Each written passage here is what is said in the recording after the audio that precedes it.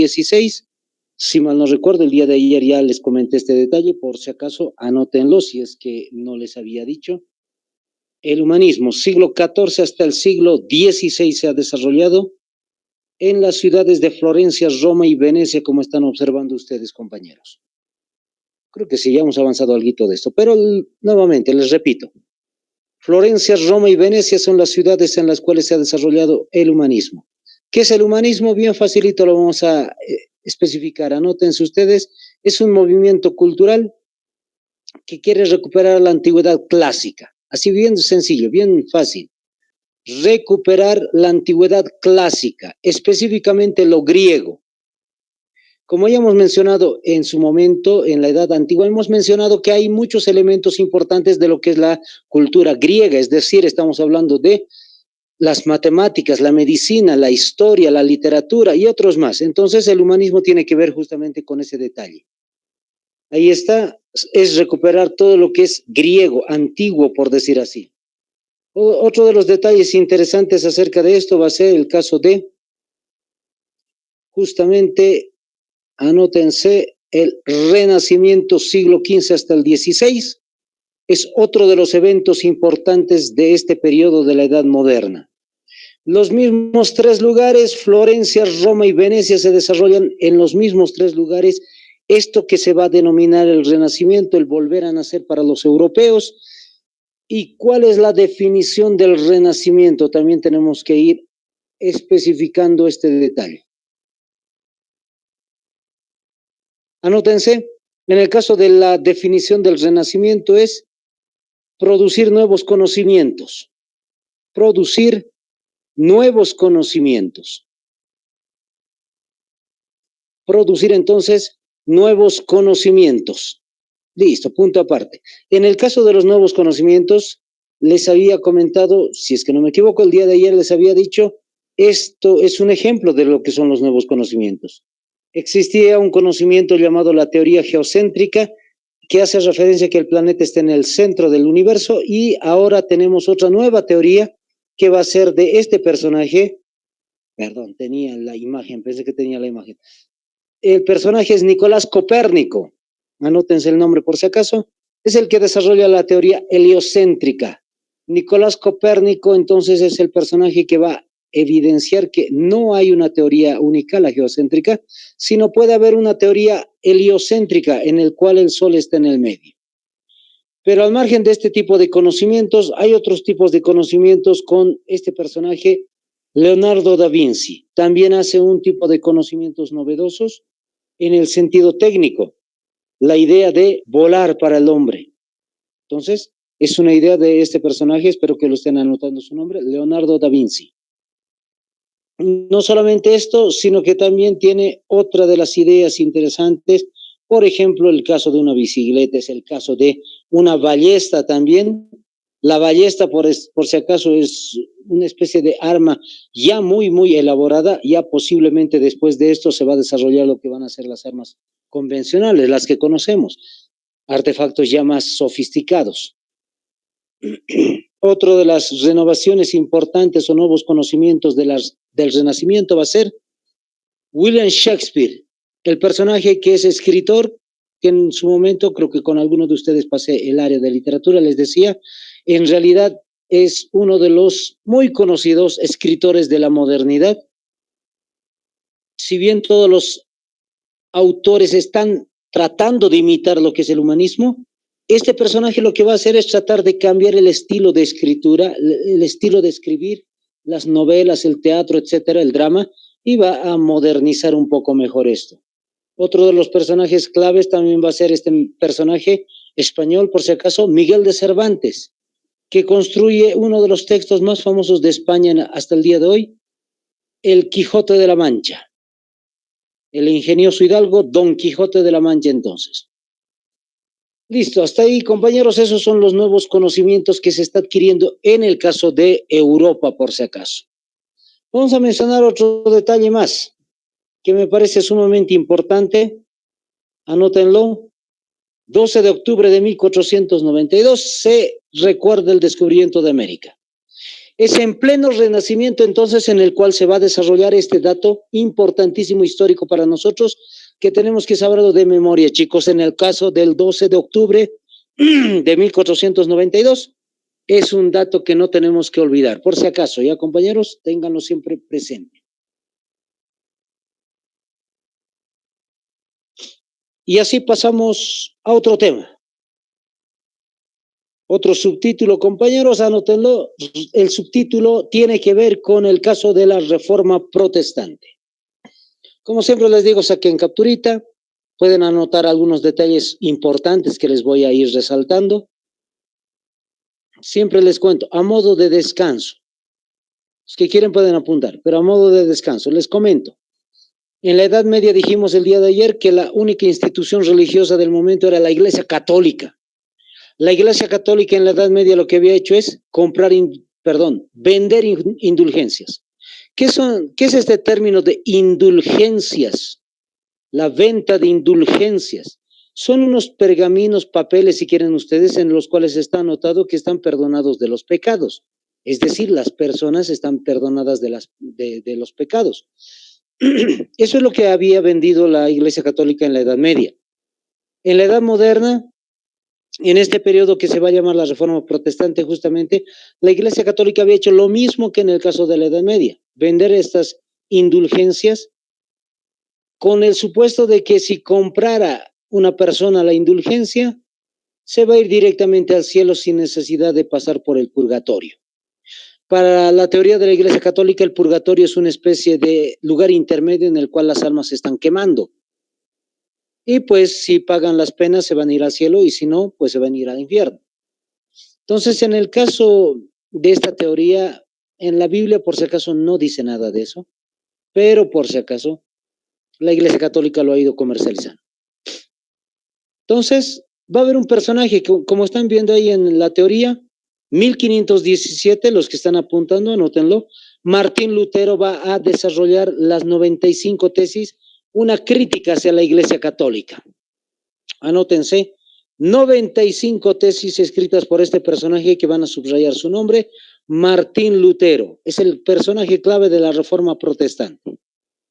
¿Era sacerdote católico? Sí, pero después se va a desmarcar de la Iglesia Católica, va a salir de la Iglesia Católica. Una vez que se desarrolla esto, fíjense el año siguiente, 1530, vamos a saltar directamente a eso. En el año 1530 hay una división dentro de la Iglesia Católica. Un grupo se llama protestante, el otro grupo se va a denominar católicos.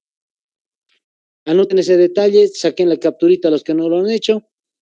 Les vuelvo a repetir, un grupo se llama protestantes, por eso viene el término de Reforma Protestante, los que están junto con las ideas de Martín Lutero, por decir así. Y el otro es el caso de los católicos. Una vez que se desarrolla esta división, pues lo que va a acontecer posteriormente va a ser una guerra de nobles, archiduques, condes, príncipes, reyes, etcétera, que se van a pelear durante 30 años. Por eso está el término de la guerra de los 30 años, del 18 al 48, 30 años han ido peleándose, solo porque uno de los estados era noble y el otro estado era, uno de los estados era protestante y el otro estado era católico. Solo por eso iniciaron un conflicto entre ellos. Entonces, esto termina en el año 1648 con la paz de Westfalia. ¿Qué es este término que están viendo ahí, la paz de Westfalia? Es lo que se denomina después la tolerancia religiosa. Es decir, no por ser el otro católico va a haber, se le permite entonces tener la posibilidad de ser otros protestantes u otros católicos. Para terminar, anótense los años 1522 y 1545 que están viendo al final de estas fechas. 1522 a 1545, les repito. La traducción de la Biblia al alemán. Anótense.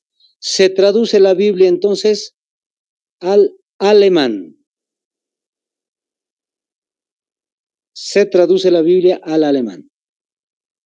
La Biblia se la ha traducido por Martín Lutero, por si acaso, este personaje es el que lo traduce. Y este personaje lo ha hecho justamente porque decía él, se debe escuchar la voz de Dios, y la voz de Dios es la palabra de Dios, entonces por eso lo tradujo.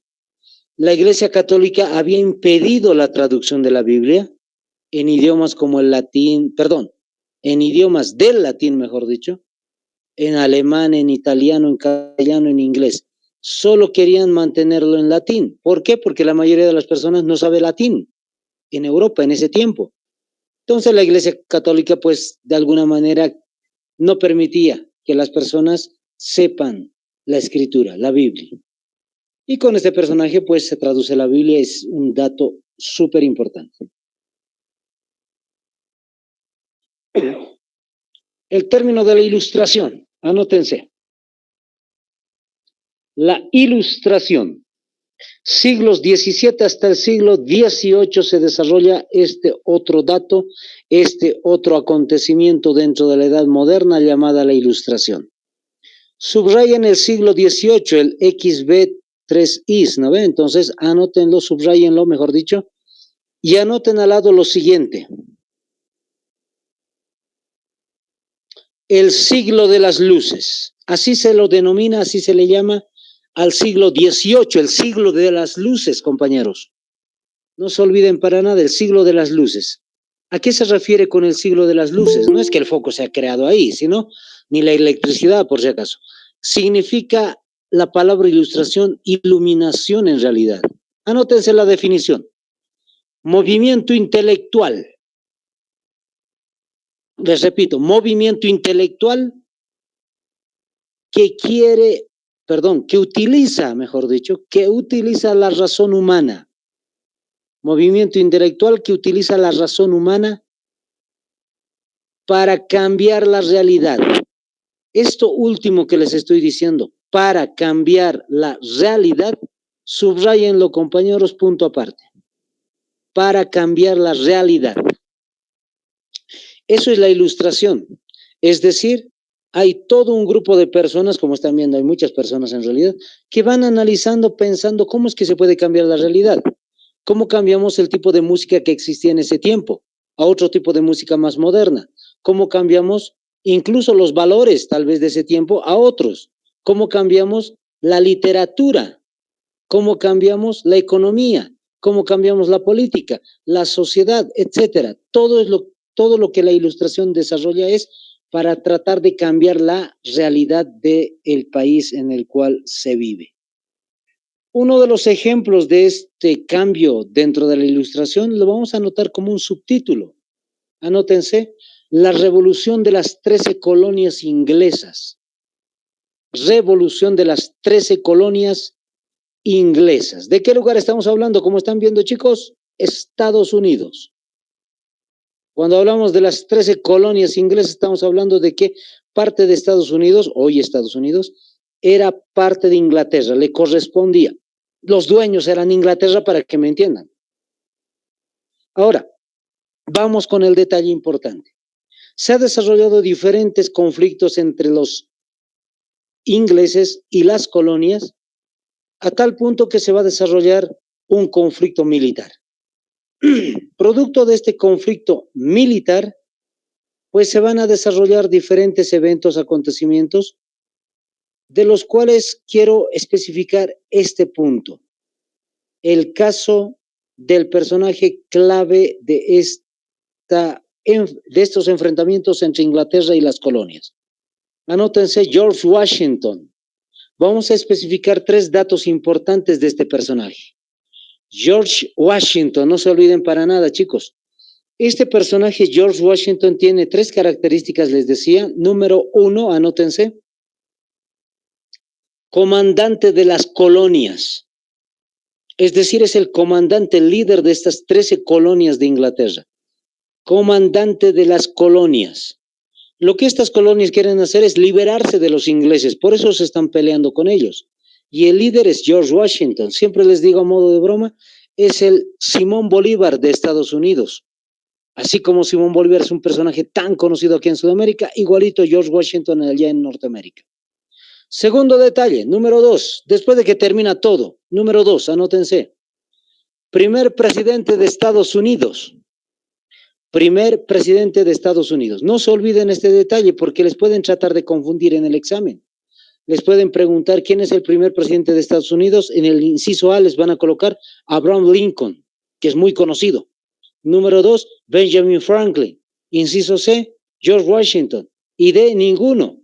Entonces ustedes ya saben, George Washington es el primer presidente de Estados Unidos. Hay otro detalle más. El tercero. De ahí se van a dar cuenta de quién es el primer presidente, ¿ya? Número 3, anótense entonces, su apellido es el nombre de la capital de Estados Unidos. Su apellido es el nombre de la capital de Estados Unidos, fíjense. Todos lo conocen, es Washington, D.C.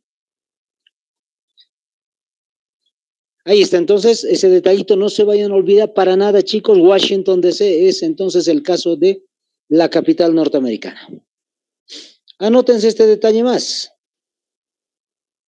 4 de julio de 1776, anótenlo. 4 de julio de 1776.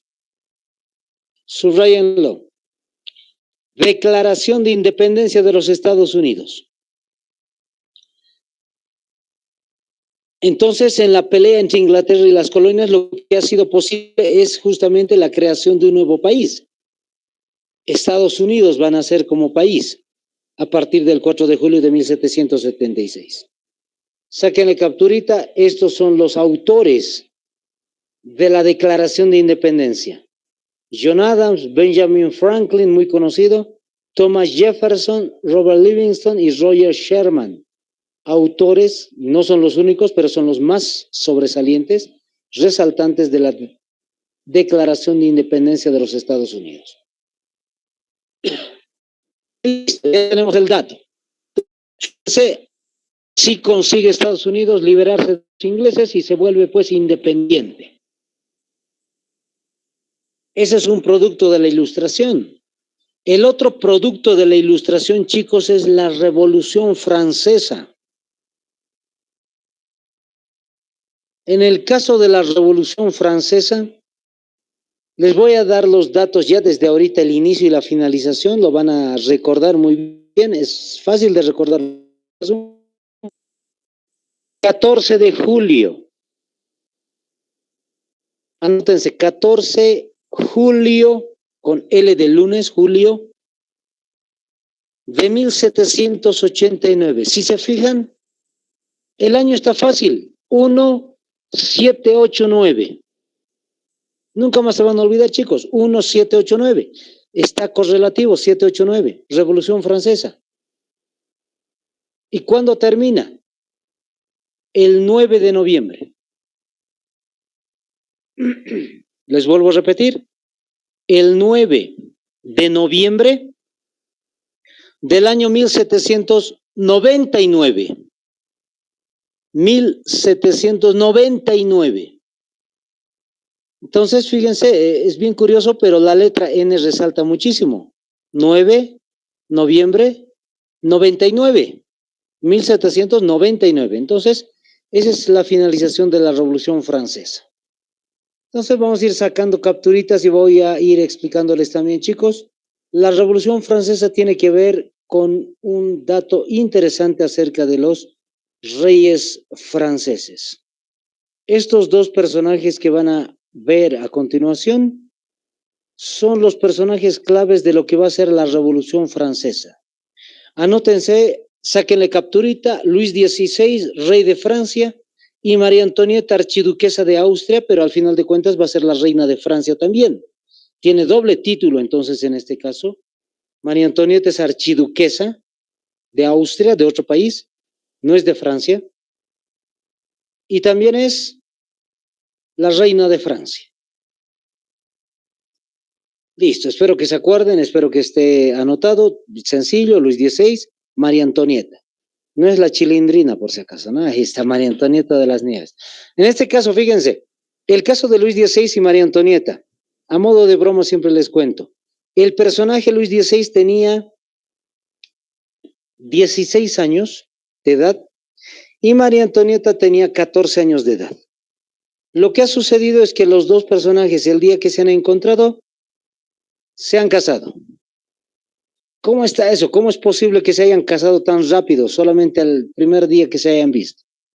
En realidad lo que sucede acá es que había un acuerdo entre Francia y Austria, entre estos dos países, entre los reyes y la emperatriz. Ha habido un acuerdo en el cual decían simbólicamente vamos a unir en matrimonio a los hijos, a los herederos directamente. Y por ese motivo han unido en matrimonio a Luis XVI, que tenía 16 años, les vuelvo a repetir, y María Antonieta con 14 añitos de edad.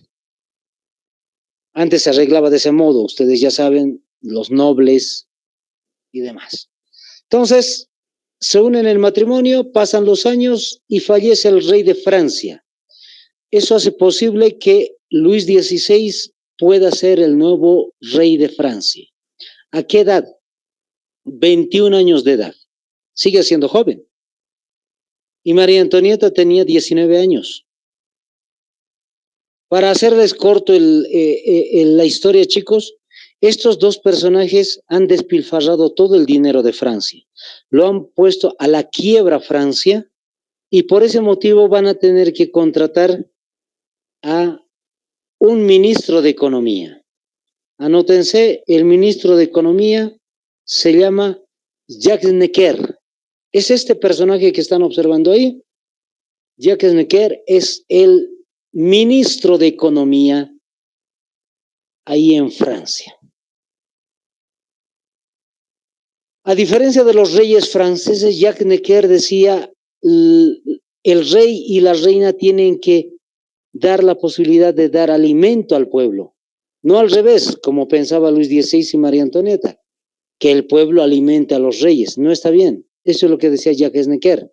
Entonces, a partir de ahí, Jacques Necker va a tener la intención de desarrollar una reunión de 3 estados.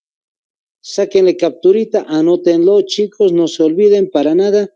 Pueden anotar inciso A, número 1, si quieren, es una primera etapa de la Revolución Francesa. Se llama la reunión de los estados generales. Yo sé que van a poder tener acceso al video, entonces les voy comentando rápidamente, chicos. Yo sé que no es posible apuntar todo lo que les estoy diciendo porque tenemos reducido el tiempo, pero tenemos que conocer. Les comento. Hay 3 estados en Francia. El primero se llama la nobleza, el segundo el clero y el tercero el pueblo. ¿Es igualito al que les dije el día de ayer? Sí, es el mismo, chicos. En el caso de la Edad Media les dije había nobleza, clero y campesinos. Lo mismo, igualito. Los franceses estaban divididos en estos 3 tipos de grupos sociales y Jacques Necker lo que va a hacer es pedir una reunión solo de los representantes de cada uno de los estados. No significa que van a estar toditos, solamente representantes, como una especie de Cámara de Diputados, senadores, para que me entiendan. Son los representantes del país. Vienen los nobles, viene la Iglesia Católica, que son los del clero, y viene el pueblo, todos representados. Lamentablemente, los dos primeros siempre se van a unir en contra del pueblo. La nobleza y la Iglesia Católica, 2 contra 1, contra el pueblo, y no hay posibilidad de salir de esta crisis económica por parte del pueblo. Cada vez que el pueblo decía algo, los otros 2 se unían y lamentablemente no se podía resolver nada. Es así que no se van a quedar los del pueblo con esos grupos de la nobleza y la iglesia, sino que a la cabeza de este personaje, anótense, Maximilien Robespierre, que es el representante del pueblo, por si acaso entre paréntesis pueden anotarlo, representante del pueblo, es uno más de tantos representantes, pero es muy importante este personaje, porque en realidad este es el personaje que vamos a hablar de él mucho, mucho en toda la revolución. Maximilien Robespierre es este personaje que ha sido criado en educación de la ilustración. ¿Qué dijimos que es la ilustración? Utilizar la razón humana para cambiar la realidad. Entonces Maximilien Robespierre quiere cambiar la realidad de Francia. ¿Qué es lo que se va a posibilitar? Anótense. Número 2, inciso B, Asamblea Nacional. Asamblea Nacional. Les comento, esta Asamblea Nacional significa que es la reunión de todos los representantes del pueblo. Les vuelvo a repetir de diferente modo. Solo van a ser los representantes del pueblo los que se van a reunir aquí. Están excluidos los de la nobleza y los de la Iglesia Católica. A la cabeza de este personaje que ya les dije, Maximilien Robespierre, pues lo que se va a posibilitar es justamente esta reunión llamada Asamblea Nacional, que va a dar 2 y 3 pasos importantes. Les voy a tener que dictar, chicos, ya anótense. La Declaración de los Derechos del Hombre y del Ciudadano. Les vuelvo a repetir, la Declaración de los Derechos. Declaración de los Derechos del Hombre y del Ciudadano. Del hombre y del ciudadano. Punto aparte. Para que me entiendan mucho mejor, es la Constitución de Francia. Por si acaso, chicos, ¿sí? Es la Constitución. Son las leyes más importantes de Francia. Lo han hecho solo el pueblo, no el rey, no los nobles, no la Iglesia Católica. Ya que estamos hablando de Constitución, por si acaso, entre paréntesis, este pequeño comercial, chicos, cuando nos toque avanzar el tema de cívica, tengan en mano la Constitución política. Vamos a analizar varios de los artículos, vamos a subrayar varios de los artículos más importantes, entonces ténganlo desde ahorita presente, Constitución Política del Estado de Bolivia. No es necesario comprar una nueva si es que ya lo tienen, es la misma desde el año 2009 hasta el día de hoy. La misma, se repite, es la misma. Aunque les digan que es nueva, no, no es nueva, es la misma que tenemos hasta el día de hoy. Cierro el comercial, perdón, chicos. Les comento entonces, la Asamblea Nacional había creado una constitución, son las leyes más importantes, les decía. ¿Qué más ha hecho? Anótense. Justo en este momento que se está desarrollando la creación de la Constitución de Francia, sucede la Revolución Francesa. Es decir, es el inicio de todo el conflicto. Yo sé que lo han anotado, pero si quieren lo anotan nuevamente, le sacan captura, qué sé yo.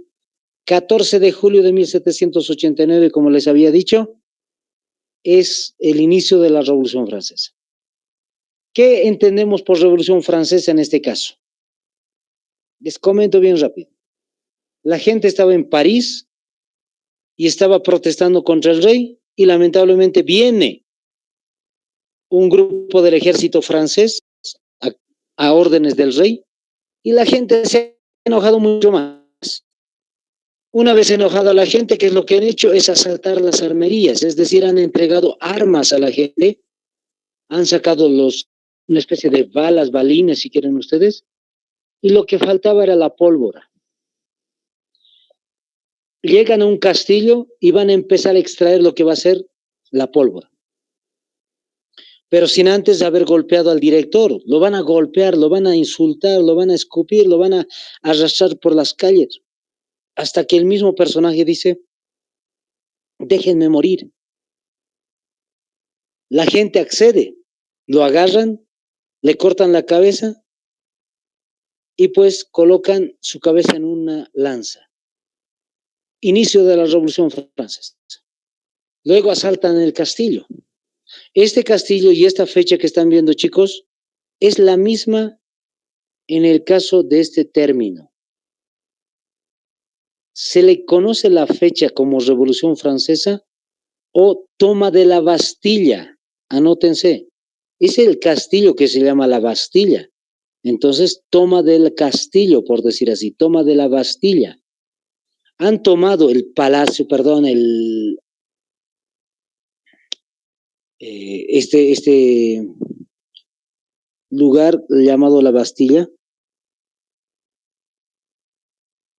esta torre si quieren, y a partir de ahí pues lo que va a suceder es que la gente ya está armada para utilizar las armas en un conflicto que posiblemente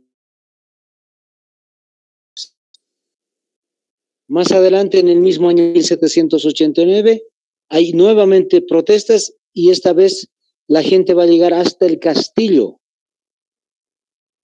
de los reyes y le van a obligar a Luis XVI a aceptar a la Constitución de Francia.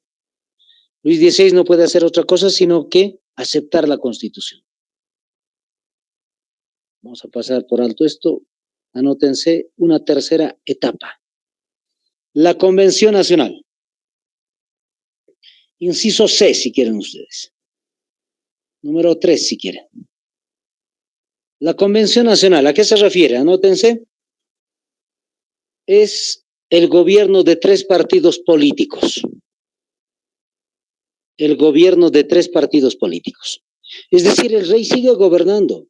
La Constitución está también gobernando con el rey, pero ahora hay 3 partidos políticos que gobiernan juntamente con el rey. El primero, anótense, se llama jacobinos. Los jacobinos. El segundo se llama girondinos, con G de gato por si acaso, girondinos. Y el último, el tercero, se llama el pueblo llano, tal como se escucha, el pueblo llano o la llanura. Pueblo llano o la llanura. Listo. Eso es el caso entonces de la Convención Nacional. Son 3 partidos que van a gobernar. ¿Qué es lo que va a suceder? Anótense el año por si acaso, 1793. 1793. Al ladito colocan lo siguiente. Guillotinan a los reyes de Francia. Ustedes saben qué es la guillotina. Cortar la cabeza. Ejecutan entonces, si quieren, a los reyes de Francia. Los asesinan. Los van a guillotinar.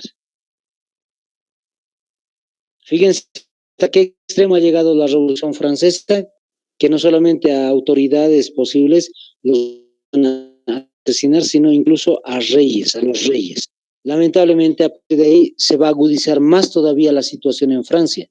No solamente va a ser una revolución ahora, sino que va a llegar a este término que es la época del terror. En algunas versiones se le dice el reinado del terror. Reinado o época del terror. ¿Cuánto tiempo va a ser la época del terror? Es muy cortito, un año entero más o menos. 1793-94. Les vuelvo a repetir. 1793-1794. En ese periodo, chicos, lo que va a suceder en Francia es lamentable. La gente va a estar enojada solamente porque uno no dijo ciudadano, dijo monsieur. Si ustedes saben francés, alguito de francés, pues ustedes saben que la gente en Francia se saludaba diciendo monsieur o madame. Pero los revolucionarios habían dicho, está prohibido decir eso. Digan ciudadano. Pero si una persona se equivocó y en vez de decir ciudadano dijo monsieur, listo. Eso es ya directamente para guillotinar. Se quejan por el pan, es guillotina. Se quejan porque está mala la administración, guillotina. Esto que están viendo es un ejemplo, simplemente la guerra de la Vendée. Ahí han fallecido alrededor de 40,000 personas, si no me equivoco, solamente en un conflicto interno en Francia. ¿Qué más va a suceder? En el año 1794,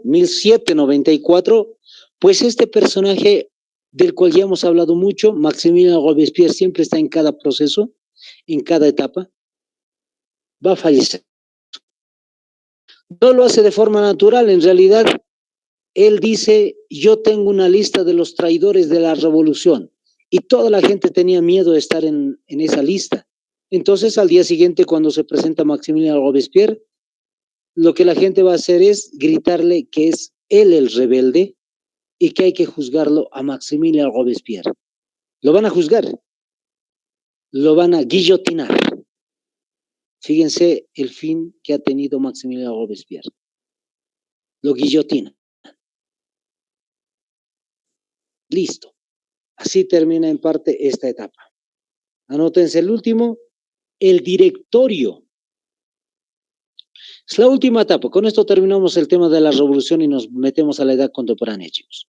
El caso del directorio es 1795, anótense el año, 1795 hasta el año, y ahora sí les voy a dar fecha, 9 de noviembre.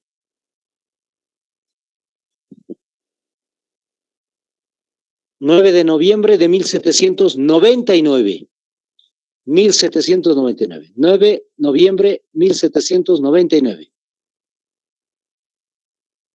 No es importante el directorio, sino la fecha. ¿Por qué termina el directorio? ¿Qué sucedió en ese año 1799? Anótense, golpe de Estado de Napoleón Bonaparte. Golpe de Estado de Napoleón Bonaparte.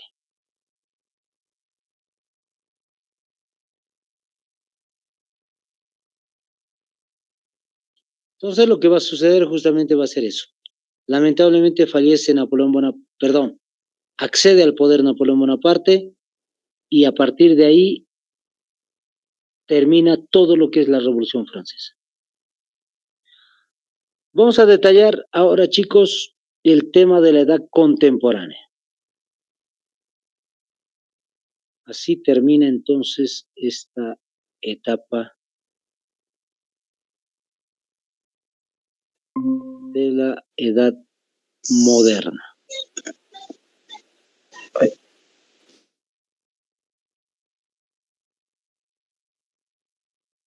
Hasta aquí, chicos. A ver, ¿alguna pregunta, alguna duda? Deditos arriba si es que está todo claro.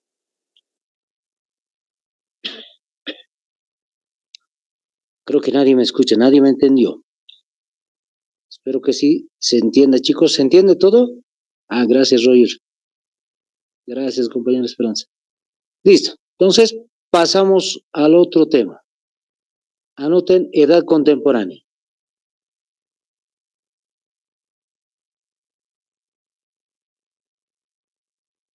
En el caso de la edad contemporánea,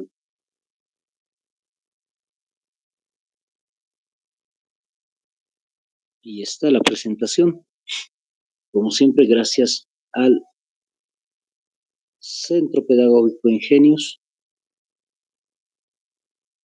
edad contemporánea. Ahora sí, vamos a detallar lo que es la edad contemporánea. El inicio de la edad contemporánea, anótense, va a ser este año 1789, justamente cuando Napoleón Bonaparte toma el poder. A partir de la Revolución Francesa y a partir de la toma del poder, hasta nuestros días, como están viendo, chicos. Entonces se desarrolla la edad contemporánea hasta nuestros días. Quiere decir que no se ha terminado la edad contemporánea. Anótense el primer subtítulo. Tenemos unos minutitos, va a ser fácil. Anótense la revolución industrial como primer detalle. Revolución industrial. 1750, como están viendo, 1820 termina la revolución industrial. En algunos países incluso termina hasta el 40 y en otros países incluso hasta el 50. Pero nos interesa 1750 como inicio de la revolución industrial. ¿Qué es la revolución industrial? Vayan tomando nota, chicos. Es el paso del feudalismo al capitalismo. Punto aparte. Es el paso del feudalismo al capitalismo. Punto aparte. Entonces, lo que hoy estamos viviendo, hoy por hoy, es el capitalismo en realidad. Es época contemporánea. Listo. ¿Qué es el feudalismo? El día de ayer ya hemos dicho, es el trabajo agrario, es el trabajo con la mano, se produce alimentos. Y en el caso del capitalismo ya no es trabajo con la mano, sino con las máquinas. Justamente, número 1, anótense, la máquina de vapor. Es el primer detalle más importante de la revolución industrial. La máquina de vapor. Como están viendo, es una especie de motor. Así literal, chicos, es una especie de motorcito. Está a vapor, es agua lo que se utiliza. ¿En qué año se desarrolla la máquina de vapor? 1763-64. Les vuelvo a repetir, 1763-1764. 1763 a 1764. El inventor de la máquina de vapor es este personaje que están viendo ahí, el nombre, Thomas Newcomen. Este personaje es el creador de la máquina de vapor, pero para serles sinceros, así a modo de forma coloquial les hablo, ¿no? No sirve la máquina. Es decir, sí sirve por un tiempo determinado, luego se sobrecalienta y no sirve para nada después. Entonces Thomas Newcomen ha construido una máquina que lamentablemente no nos ayuda mucho, hasta que aparece este personaje. Anótense, James Watt. ¿Qué dice al costadito? Dice, es el que patentizó la máquina de vapor en el año 1769. Entonces, patentizar significa que él tiene todos los derechos de la máquina. En otras palabras, es como si fuera él el creador de la máquina de vapor. No se olviden, James Watt entonces es el personaje más importante, sin olvidar a Thomas Newcomen. ¿Ya? No lo olviden. ¿En qué áreas ha mejorado la máquina de vapor? Anótense un primer guioncito, en la industria textil. Tal como están viendo, chicos. En eso ha ayudado la máquina de vapor, en envolver las lanas, enroscarlas si quieren ustedes, volverle pues un ovillo. En eso ayudó la máquina de vapor. En otra área, el barco o los barcos a vapor.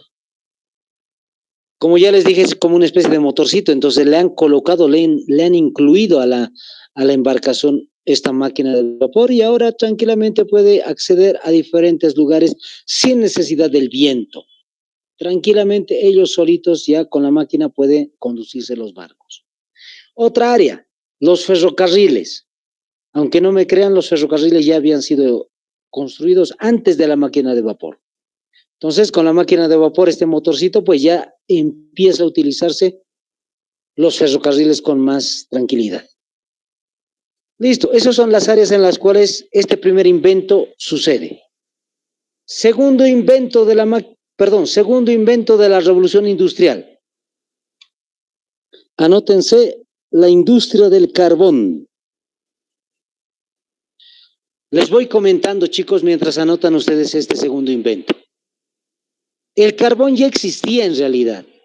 Lo que va a suceder acá es que los europeos habían sabido utilizar el carbón vegetal, es decir, el de los troncos, el de las maderas, pero lamentablemente ya se estaba deforestando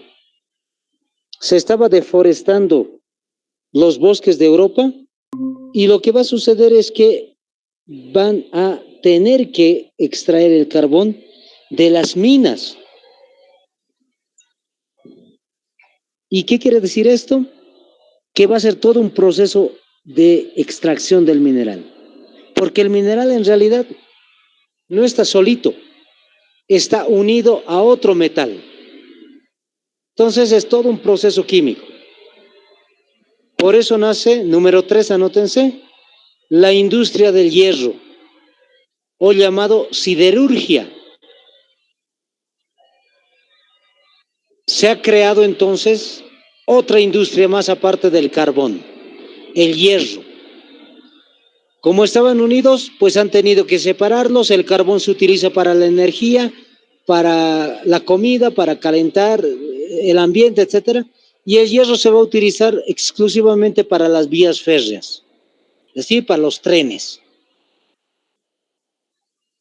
Cuando se utiliza para las vías férreas, quiere decir que va a haber mayor comunicación.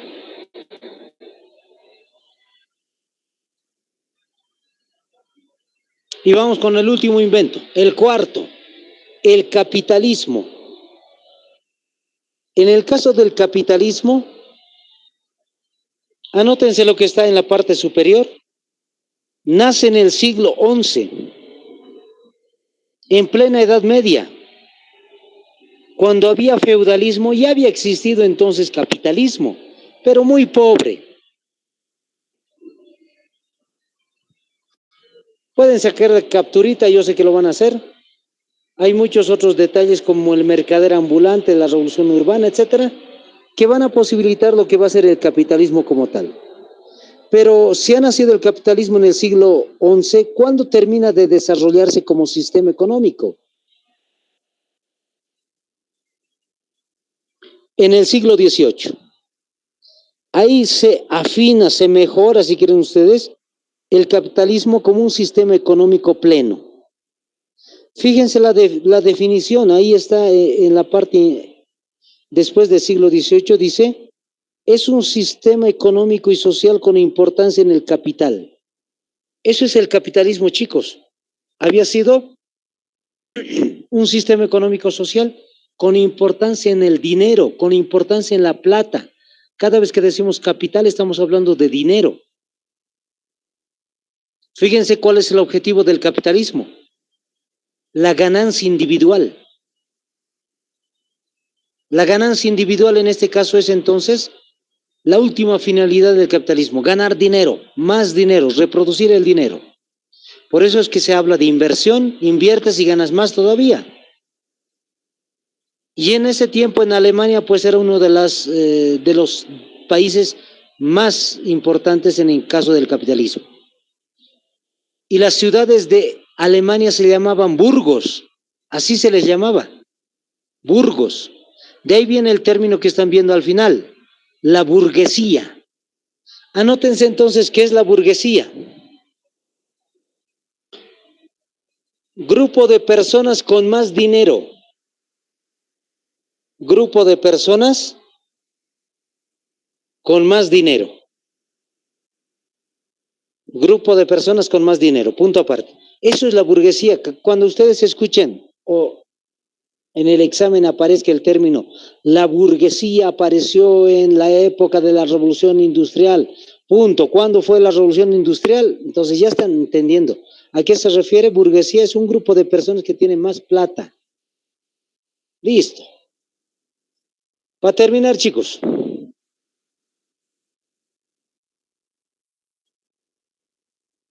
Estas son las distintas épocas de revolución industrial. La primera ya la hemos mencionado, 1750-1820, se ha creado la máquina de vapor, hemos visto el carbón, hemos visto el hierro, etc. La segunda revolución industrial, ¿en qué se basa? Anótense, en la electricidad, es decir, se crea la electricidad para el año 1850 para adelante. Se crea el teléfono, se extrae el petróleo. Fíjense, el petróleo ya nace como algo bien importante en esta época. El acero, en vez de hierro, el acero. Incluso el automóvil se crea en esta época de la segunda revolución industrial. En la tercera revolución industrial, siglo XXI, anótense qué es lo que se va a crear. El Internet, las baterías recargables, o sea, muy complicado, muy diferente a lo que era antes, baterías recargables, y vehículos inteligentes, No solamente va a ser también el uso del petróleo, del gas, de la gasolina, el diésel, sino también van a ser híbridos, van a ser con utilización de electricidad, incluso como en Japón. Hasta la tercera revolución no hay ningún problema, chicos. Todos los teóricos, historiadores comentan que hay 3 revoluciones industriales. Pero poco a poco se está hablando de una cuarta revolución industrial que se está desarrollando a partir del 2016. Aún no se ponen de acuerdo completamente, pero hay algunos teóricos que dicen que ya existe. Anótense, ¿qué es lo destacable del año 2016 para adelante? Anótense la inteligencia artificial. La inteligencia artificial. Y número 2, el problema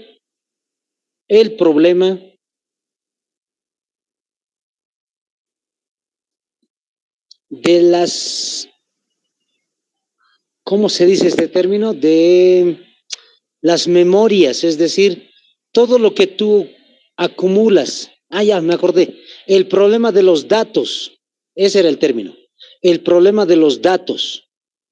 Lo que tú acumulas como una imagen de TikTok, una imagen de YouTube, tu publicación en Facebook, en X, en etcétera, en cualquier red social, ¿dónde se va?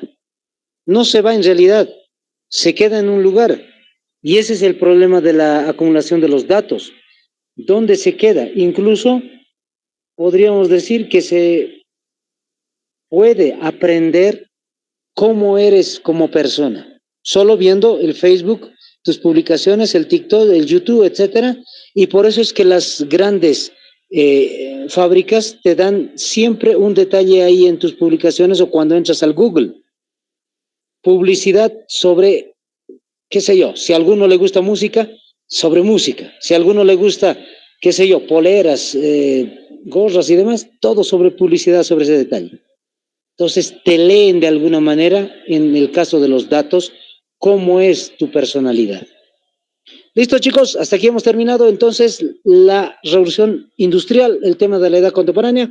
Mañana nos metemos a un poquito de la revolución rusa y directamente nos metemos a la Primera y Segunda Guerra Mundial. Hasta luego, compañeros. Bendiciones.